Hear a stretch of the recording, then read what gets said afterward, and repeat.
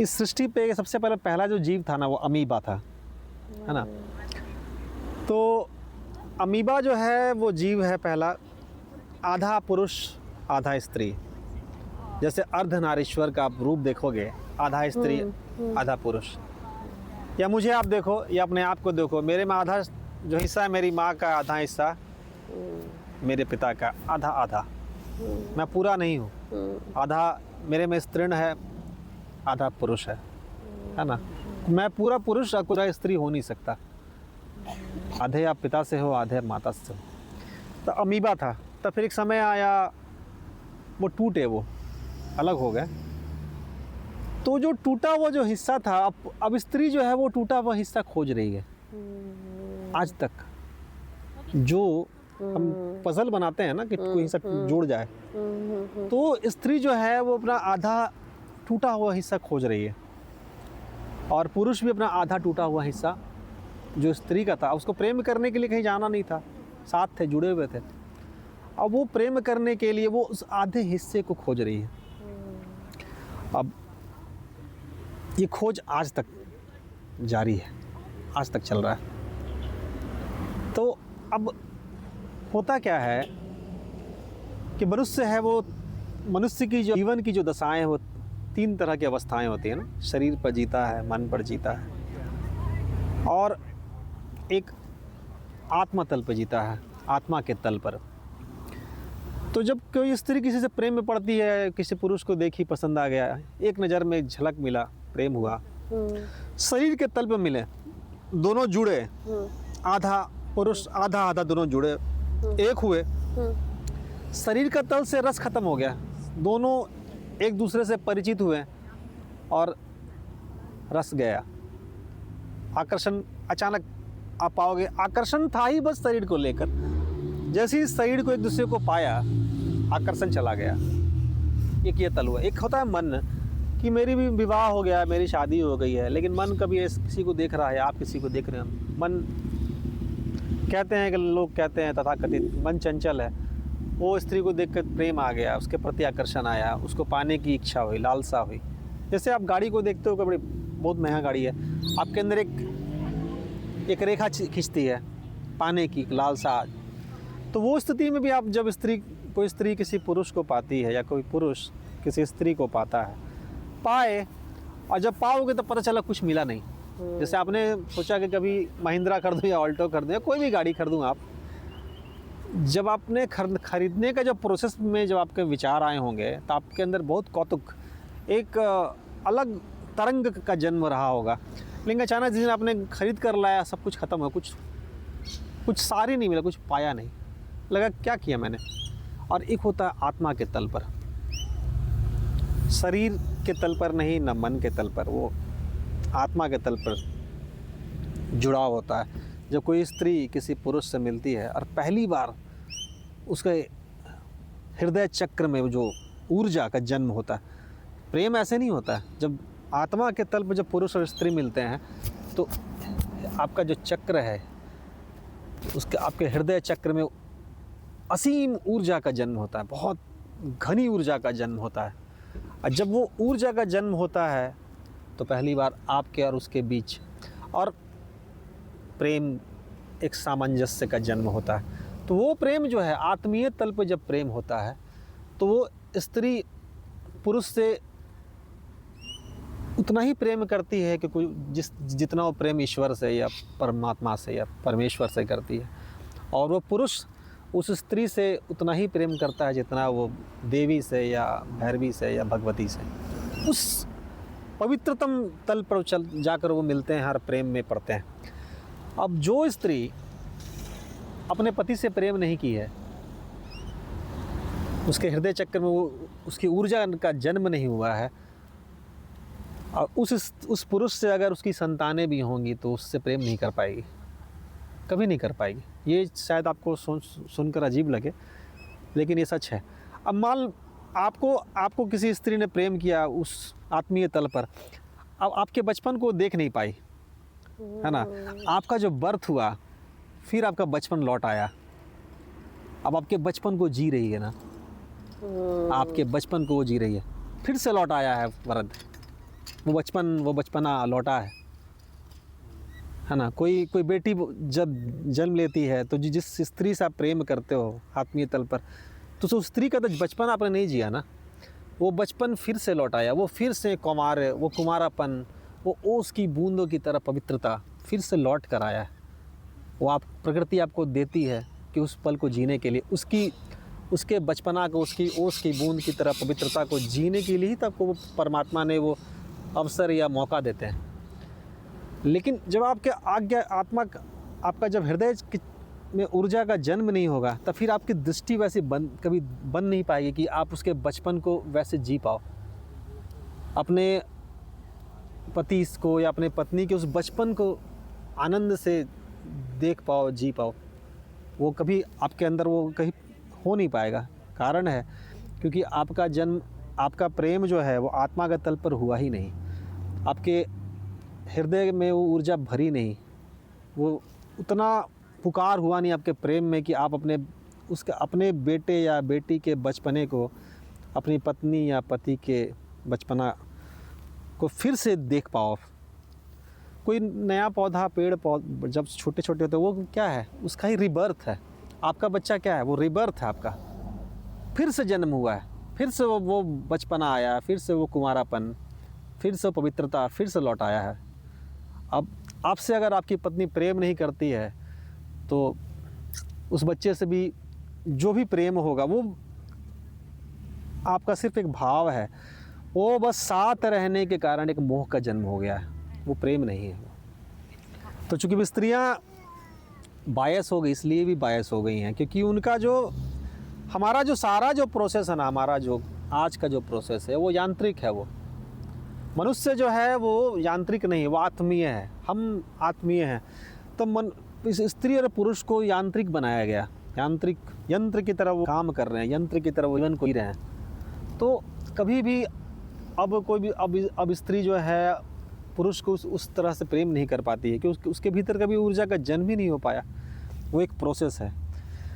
तो जब हमारे सभ्यता में, हमारे संस्कृति में जब विवाह का जब समय होता था, भारतीय मैं परंपरा की बात कर रहा हूँ, तो स्त्री और पुरुष के सबसे पहले उनके हृदय पर ही काम होता था कि उनके हृदय का जो ऊर्जा है, हृदय का जो चक्र है, उनको जागृत कर दिया जाए, उनके भीतर जो परम है उसको जागृत किया जाए कि जब पति और पत्नी को जब एक सूत्र में जब बांधा जाए तो उनके बीच एक हार्मनी, एक प्रेम, एक आत्मीय बोध का जन्म हो जाए। तो उस घड़ी में, उस क्षण में वो पति और पत्नी एक दिव्य आत्मा को जन्म देती थी। और आज ऐसा नहीं है। आज इस पे क्योंकि अब ये चीज़ें गौन हो गई, अब सारी जो चीज़ें हैं वो प्रोडक्शन की ओर चली गई, यांत्रिक चली गई कि पुरुष भी कमा रहा है, स्त्री भी कमा रही है ना। आत्मा की बात होती नहीं है, शरीर मन तक की बात होती है। आत्मा की आप कब बात करते हो कि नहीं मुझे अपनी आध्यात्मिक उन्नति भी करनी है। पूरा जीवन का सार है कि आप शरीर की उन्नति करो, पूरा खाओ, प्रोटीन खाओ, ये खाओ, वो खाओ, और बंगला बनाओ, मकान बनाओ, दुकान बनाओ, गाड़ी बनाओ, घोड़े खरीदो, जो करना करो, तब की शारीरिक और मानसिक उन्नति तो होती है। लेकिन जीवन की जो गौरी शिखर है, जो हिमालय है, जो कैलाश है, आध्यात्मिक उन्नति, वो नहीं हो पाती है। इसलिए आज हर पुरुष अपनी पत्नी से प्रताड़ित है और हर पत्नी कहीं न कहीं अपने पति से परेशान है। और वो जब अपने पति से प्रेम नहीं करेगी तो जैसे जैसे बेटा उसका बड़ा होगा, उस बेटे से भी प्रेम नहीं कर पाएगी। वो संभव है, वो पूरा ये प्रोसेस है वो। तो प्रेम का जन्म तभी हो सकता है जब आपका हृदय का ऊर्जा का जन्म हो जाए। अब चूँकि हृदय की ऊर्जा की जन्म होना ही बड़ी बात है, लोगों को पता भी नहीं है। अगर लोग मैं कहूँ या कोई कहे कि जाकर बैठो, ध्यान करो, अपने भीतर की ऊर्जा को थोड़ा जगाओ, थोड़ा मीठे हो जाओ। अगर आपका ऐसा नहीं कि आपने प्रेम विवाह किया और आपका नहीं किया, मान लो आपका दाम्पत्य जीवन है, लेकिन अगर आपने अपने हृदय पर काम किया तो ऐसा नहीं कि ये प्रेम सिर्फ आपके बेटे के लिए रह जाता, आप मीठे हो जाते हो। आपका प्रेम करना एक स्वभाव बन जाता है, हर को प्रेम करते हो। ऐसा नहीं कि आप बेटे को प्रेम कर रहे हो या पति को प्रेम कर रहे हो, सबको प्रेम करते हो। आपके प्रेम की एक गरिमा हो जाती है, एक पवित्रता आ जाती है। आप सबसे प्रेम करते हो, आप मुक्त हो गए। आप पे कोई बंधन अब नहीं। आपकी ऊर्जा, आपके हृदय के जो चक्र है वो जागृत हो गया। अब कैसे कोई आपने कोई गुलाब अपने बोया आपके बागान में, अब ऐसा तो है नहीं कि आपका पड़ोसी आपसे बात नहीं करता है तो वो फूल बोलेगा कि नहीं इसको खुशबू नहीं देंगे। वो तो हवाएं चली, खुशबू अगर वो जा रहा है तो उसके भी नासापुटों में जाएगी। तो हृदय का जो चक्र जब जागृत वैसा ही होता है, सबके लिए होता है, वो सबके लिए है। वो प्रेम बह रहा है आपके हृदय से, वो प्रेम बह रहा है। वो अगर आपने इनको गाली दिया तब भी ये प्रेम ही आपके तरफ, इनके तरफ से प्रेम बह रहा है। ये प्रेम है। वो आपका जो भिखमंगापन है वो ख़त्म हो जाता है। आप मालिक हो जाते हो, आप सम्राट हो जाते हो। आप ईश्वर को देखो, चाहे जो भी लोग हुए हैं ऐसे हुए हैं ना, ऐसे नहीं हुए है ना। उनका भिखमंगापन ख़त्म हो गया है, इसलिए वो ऐसे हो गए। वो सम्राट हो गए कि भाई ऐसा रहा नहीं, वो वैसे रह गए, हो गए। कि प्रेम की धारा बहती है तो ऐसा नहीं कि वो सिर्फ इन लोगों के लिए बहेगी, उनके लिए नहीं, सबके लिए है ना। हाँ, सबके लिए। सब यूनिवर्सल है। जो तट पर आए, जिसको पीना है पानी पिए, जी भर के पिए। वैसा ही उस प्रेम के पास जो बैठेगा उसको वो तृप्त करके जाएगा। ऐसा नहीं कि नहीं मैं तुमसे प्रेम नहीं करूँगी, है ना, मैं तुम्हें प्रेम नहीं दूंगी, ऐसा नहीं। वो प्रेम उसका स्वभाव बन जाता है, उसका एक गुण धर्म बन जाता है, उसकी वास्तविक उसकी वो स्थिति बन जाती है कि वो प्रेम ही अब करेगा या करेगी, है ना। वो सबके लिए शुभ की कामना ही करेगी, वो सबके लिए मंगल की ही कामना करेगी। क्या करेगा, सब तरफ उसको शिव दिखता है, सब तरफ शुभ है, सब मंगल हो जाता है, सब सुंदर हो जाता है। तो ये धारा है, ये जीवन धारा है जो आपके हृदय चक्र को खोल देती है सबके लिए। ये द्वार है, प्रेम का द्वार। आपका जो हृदय का जो चक्र है ये प्रेम का द्वार है। खासकर जब आप 40 साल के हो जाएं और आपके जीवन की जो भी ज़रूरतें थी अगर पूरी हो रही हो, तो फिर आपको अपने हृदय पर काम करना चाहिए। ये आपके आध्यात्मिक यात्रा या आध्यात्मिक उन्नति के लिए ज़रूरी। अब चूँकि हम मंदिर जा रहे हैं इसलिए हम आध्यात्मिक हैं, ऐसा नहीं है। क्योंकि मंदिर और आप में दोनों में कोसों का दूरी है। आध्यात्मिक उन्नति होती है कि आपकी यात्रा, स्वयं की यात्रा आपकी, ये बहुत एकाकी है, बहुत सेलेक्टिव है। ये आपकी अपनी यात्रा होनी चाहिए। ऐसा नहीं कि मैं गाड़ी खोल, मेरी माँ, मेरी बीवी, बच्चा सब बैठ जाओ चलते हैं, ऐसा नहीं होता है। ये बहुत स्वयं की यात्रा है। जो आपका जो परम बैठा हुआ है आपके एकदम ब्रह्म में, वहाँ की यात्रा है।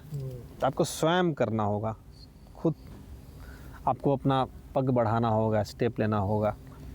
वो तो बहुत छोटी बात है, वो तो ये तो इतनी सस्ती थोड़ी है। आध्यात्मिक यात्रा या आपके परम से मिलने की यात्रा इतनी सरल नहीं है कि सबको गाड़ी में बैठाएं, संडे को मंदिर ले गए। दुनिया में हर लोग धार्मिक हो गए रहते हैं, फिर सब हर जहाँ से गुजरते सबकी तरफ प्रेम ही बह रहा होता। लेकिन ये मुट्ठी भर लोग हैं जो ऐसी वाली स्थिति में आ गए हैं। भारतीय महिला ऐसी नहीं थी, इनको गढ़ा गया है।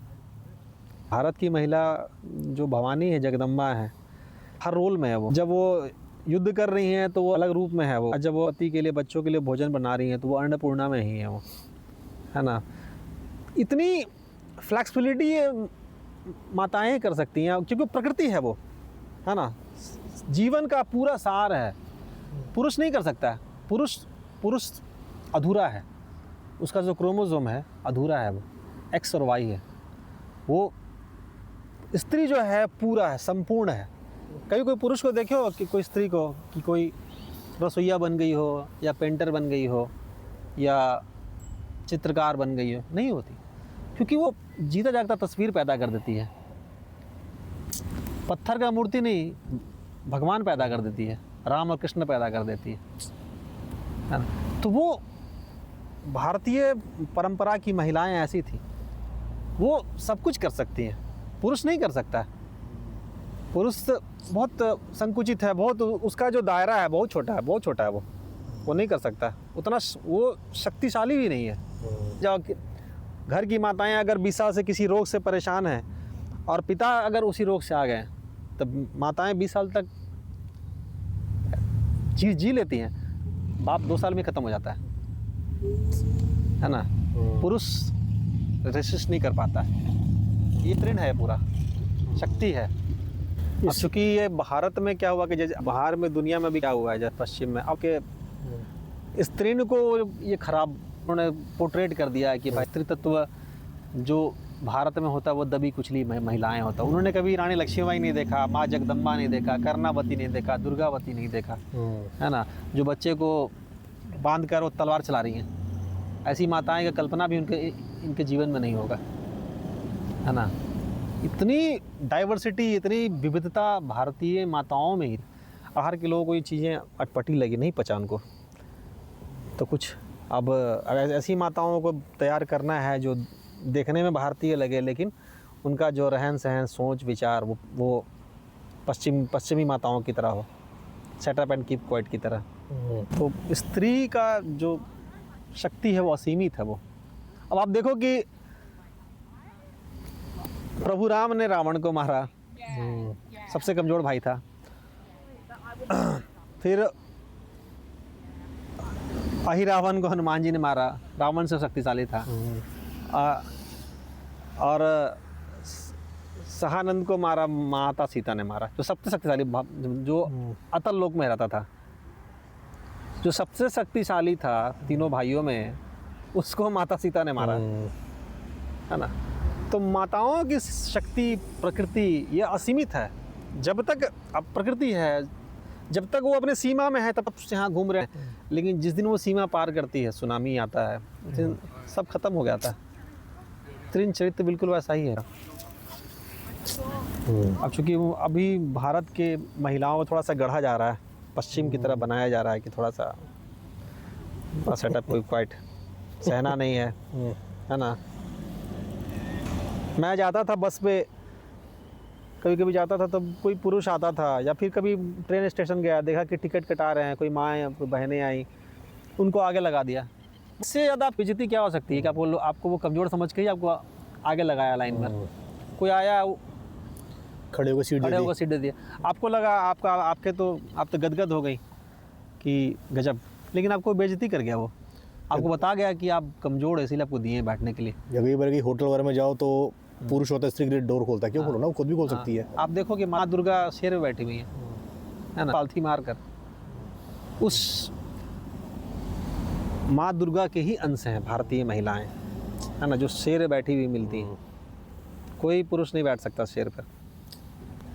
अब ये चीज़ें आपको प्रसन्न करती हैं कि कोई लड़का आपको सीट दे दिया, वाह वेरी जेंटलमैन, और आपका मजाक उड़ा के चला गया वो यार, आपको कमज़ोर बता कर चला गया वो, लेकिन आपको पता ही नहीं है कि आपको कमज़ोर बनाया गया, है ना। आपको देखना है माँ दुर्गा को देखो, माँ काली को देखो, माँ जगदम्बा को, माँ भवानी को देखो। आप सब माताएं के रूप हैं, सब कुछ कर रही हैं, घर का काम, बाहर का काम, दुष्टों का दलन, सब कुछ, है ना। ये स्त्रियां ही कर सकती हैं, पुरुष नहीं कर सकते। पुरुष काम करे, बस काम ही करेंगे, अगर 2 काम उनको करा दो, घर का भी बाहर का भी, मर जाएंगे। पुरुष ज़्यादा दिन सर्वाइव नहीं कर पाएंगे, है ना। माताएं हैं कि बाहर भी कर रही हैं, तो घर आ रही हैं, तब बच्चों के लिए खाना बना रही हैं, पति के लिए बना रही हैं, सातों दिन बिना कंप्लेन के बनाती हैं, है ना। कभी नहीं हुआ ऐसा कि उसमें भी बोलो आज ये बना दो वो बना दो, कभी कंप्लेन नहीं होता उनका। पुरुष को तो आप 5 दिन से 6ठा दिन काम करा दो, उसमें वो रोना शुरू कर देगा।